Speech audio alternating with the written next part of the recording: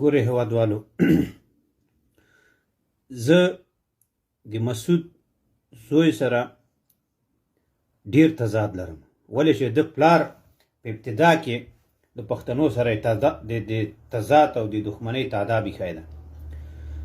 زه د مسعود زوی خپل رهبر نه نیسم. کم بیرغ چې د پاکستان نه مسعود را انتقال کړی او راوړی افغانستان ته، هغه بیرغ زه دغه بیرغ لاندې زه نه ننوځم او هغه بیرغ هیڅ چېرته زه نه پورته کوم. هغه بیرغ د افغانستان د بدبختۍ اصلي لامل هم دغه بیرغ شو. تاسې ورسئ د مجاهدینو تاریخ وګورئ چې په هر کې د څه شي دپاره دا مجاهدین سره بې اتفاقه شول. مسعود او رباني بسته ارګې قبضه کړی و، پاچاهي ته یې څوک نه پرېښودل، چا ته حق نه ورکوو، پښتون ته خو بیخي حق نه ورکوو. ګلبدین یې مجبوره کړه چې په هغه باندې راکټ باران یې شروع کړه په کابل باندې. دغه خلک د چوکۍ عین بدخشان ته وړی و.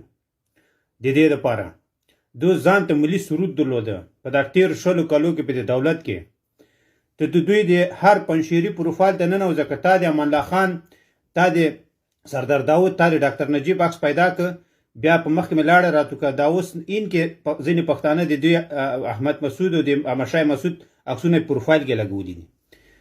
ته ورسه دوی چې چېرته غونډه کوي، ته د افغانستان ملي بیرغ پکې پیدا که. په دې فرانسه کې پاریس کې مال دلی دي، هغه ته راټولېږي، د پښتنو په ضد باندې هلته لاریونونه کوي، یو دانه بیرغ د افغانستان سره نشته. د طالب په خلاف باندې لاریونونه کوي، یو دانه د افغانستان بیرغ ملي بیرغ ورسره نشته ده. پنجشیر کې ملي سرود به ځان ته غږول کېده، د افغانستان ملي سرود یې نه منه، پښتو ژبه یې نه منله. پنجشیر کې د رئیس جمهور عکس لګولو اجازه نه و. هلته د پنجشیر کې بس نه ننوتې لکه تورخم دروازې نه چې هاخوا وځي. دا رقم یو ځای جوړ کړی پنجشیر نه. دغه خلک دي، دغو سره مه درېږئ، د دوی په تبلیغاتو باندې مه غولېږئ، دوی سره د ملاتړ اعلانونه مه کوئ. دا خلک هغه پنجابیان یو شی دي موږ ته. دا هم سبا دغسې ته لاړ شي د سره د دې د لاس لاندې بیا ته ځې، ته چې ځې هلته جنګ کې استقلال نیسې، دواري موږ خو عادت سوی ده چې په کال کې یو وارې موږ استقلالونه نیسو، موږ په کال کې یو وارې ازادۍ کوو، ازادۍ نیسو. نو د سره که لاړم چې سبا د ولاسې د اشرف غني او د ډاکټر عبدالله په پاچاهۍ په دولت خو مې شکر وباسي، هغه خو دوه تلل، موږ تاسې بیا څوک پرېږدیم نه.